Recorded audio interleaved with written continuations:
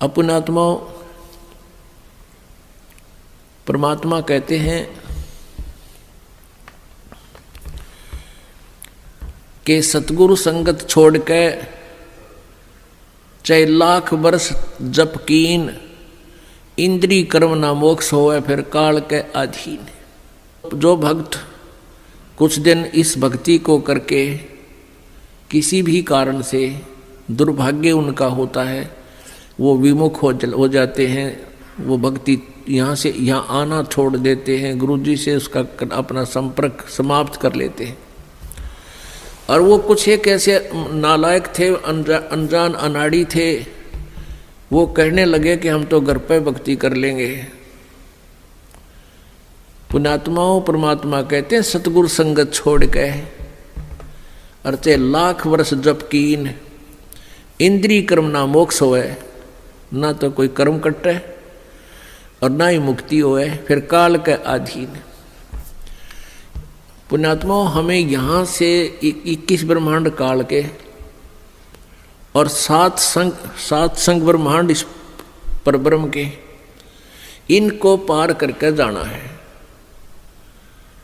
और जब यहाँ से भक्ति युक्त प्राणी चलता है, यदि उसके साथ सतगुरु नहीं है, वो नहीं जा सकता 10 कदम भी। रास्ते में पता नहीं कितने कितने बखेड़े हैं।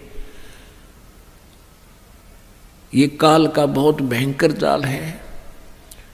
हमने उन्हीं रास्तों से जाना होता है जैसे हम शरीर में ही हमारे कमल बने हुए हैं।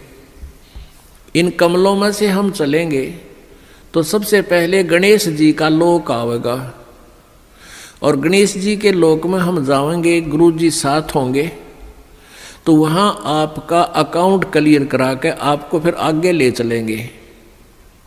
और यदि सतगुरु साथ नहीं है और आपकी पिछली पुण्य कमाई पिछली है और आप गुरुद्रोही बने नहीं, वैसे भक्ति छोड़ दी, आना बंद कर दिया, तो वो जो पिछले उस दौरान गुरु जी के संपर्क में रहने के दौरान जो तुमने भक्ति की, ये 7 मंत्र की या 2 मंत्र सतनाम की और सार नाम की,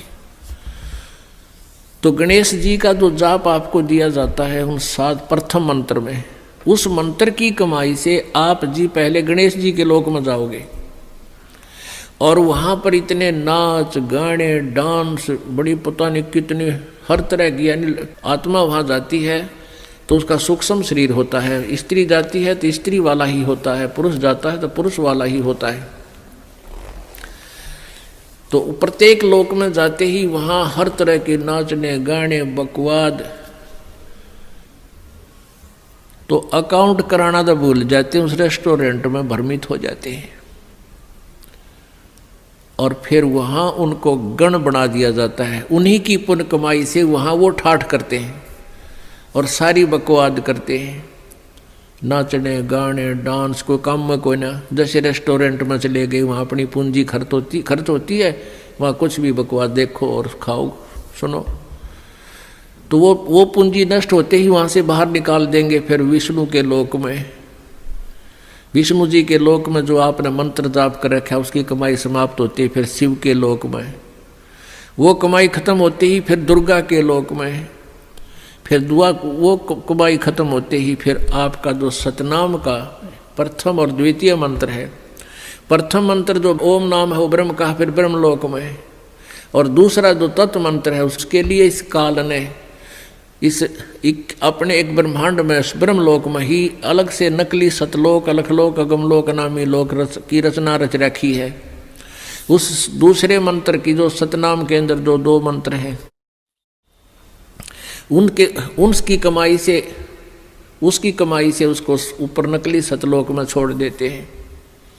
और जिसने तीसरे नाम का भी जाप कर रखा है उसके लिए काल ने वो आगे के अलखलोक और अगमलोक और बना रखे हैं नकली, उनमें पड़ा रहे।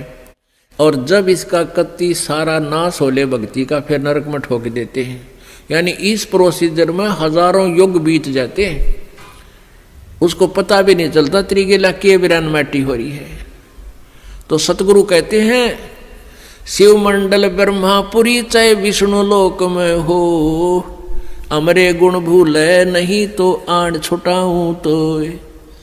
अब कई पुण्यात्मा कोई ज्ञान तो खूब सुन लिया और कोई दुर्भाग्यवश यहाँ से दूर भी हो गए तो वो फिर इससे या तो शिव मंडल में, शिव के लोक में, या ब्रह्मा के लोक में, या विष्णु के लोक में जा रहा है, फिर वहाँ कमाई वह मौज मार रहा है, तो उसके हृदय में यो ज्ञान अंतःकरण में समाया हुआ है।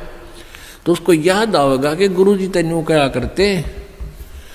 कबीर परमात्मा के ज्ञान को बताते थे, यहाँ तो हमारी पूंजी नष्ट हो रही है, हम तो गलत आ गए, हमने तो यहाँ नहीं आना चाहिए था। कहता वहाँ भी तू हृदय से रोएगा ना मेरे लिए कि भगवान मैंने छुटा लो, कहते वहाँ से भी तुझे छुड़ा लाऊंगा।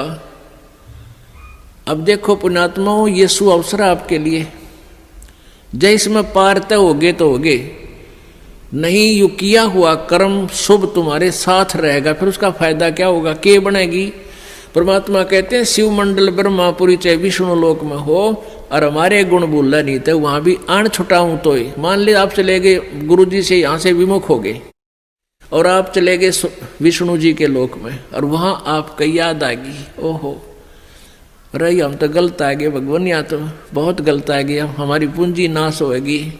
वहां भी आप रोने लग गए तो वो मालिक परमेश्वर आएंगे और वहां से भी आपको ले जा करके कहाँ रखेंगे। यहाँ एक मिनी सतलोक है, प्रत्येक ब्रह्मांड में एक मिनी सतलोक है, परमात्मा का अपना राजदूत भवन है। जैसा प्रत्येक देश में प्रत्येक देश का एक राजदूत भवन होता है, ऐसा परमेश्वर का एक स्थान है। तो उन आत्माओं को जिनकी पूंजी व्यर्थ ना होने दी, जिन याद आ गई, उनको वहाँ से लेकर वहाँ रख देंगे अपने मिनी सतलोक में और बीज रूप में। और वहाँ परमात्मा के लोक में, मिनी सतलोक में परमेश्वर की तरफ से सब आपको सुविधाएं आहार मिलेंगे, उससे आपकी पूंजी नष्ट नहीं होगी। उस वापस फिर उस पूंजी के आधार से आपको फिर पटकेगा परमात्मा सतयुग में। सतयुग में आप हजारों लाखों वर्ष जियोगे, लेकिन साधना गलत करोगे, क्योंकि आप नीचे आने के बाद भगवान की गति नहीं मानते और जैसा भी काल ने भ्रमित कर रखा है वही साधना पर लगे रहोगे। लेकिन वो सुविधाएं, वो सुख आपको होंगे पूर्व जन्म की कमाई से, भक्ति से। और आप सोच रहे होगे कि मैं जो भक्ति कर रहा हूँ, ये साधना कर रहा हूँ, मुझे इसी से सुख है। इस प्रकार सतयुग त्रेता द्वापर में आप अपने पुण्यों का नाश कर लोगे, कभी राजा बनोगे, कभी पृथ्वीपति बनोगे, कभी स्वर्ग में जाओगे हैं, और फिर आप कलयुग में होगे। और कलयुग में आपका मानव जन्म होगा, फिर यही प्रोसीजर फिर होगा आपको, फिर कभी आकर के हजारों लाखों युगों के बाद ये सुअवसर प्राप्त होगा। जो परमात्मा की शरण में नहीं रह पाए, अभी आपको बताया 2 प्रकार भक्ति नाश होता है।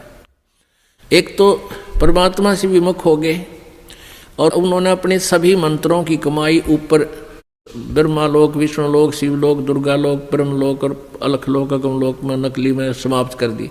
उसने तो कई लाख युगों के बाद फिर मनुष्य जीवन यहाँ पृथ्वी पाओगा और फिर सतयुग त्रेता द्वापर में जो शेष कमाई है वह खोएगा। फिर कलयुग में ही, किसी कलयुग में दाव लगे तो लगे इस समय जन्म होने का। एक दूसरा वो होगा जो परमात्मा याद आ गया विष्णु लोक में जाकर, उसको परमात्मा ले गए छुड़ा कर, अपने रख लिया मिनी सतलोक में और वहाँ से फिर पटक दिया।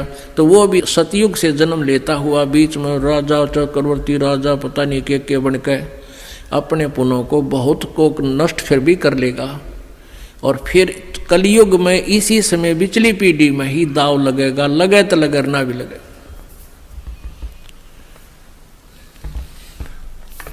तो परमात्मा कहते हैं सतगुरु संगत छोड़ कर लाख वर्ष जप कीन, इंद्री कर्मना मोक्ष होवे फिर काल के अधीन। जब ये प्राणी यहाँ से चलता है, आगे नरी अप्सराएं नाच रही होती हैं या युवा देवता होते हैं, दोनों तरफ के मेल फीमेल को अट्रैक्शन करने के लिए इसने पूरा जुगाड़ कर रखा है। और सबसे बड़ी कमजोरी है इस जीव की, वो फिर भूल जाता है, सब कुछ भूल जाता है और काल के जाल में फंस जाता है।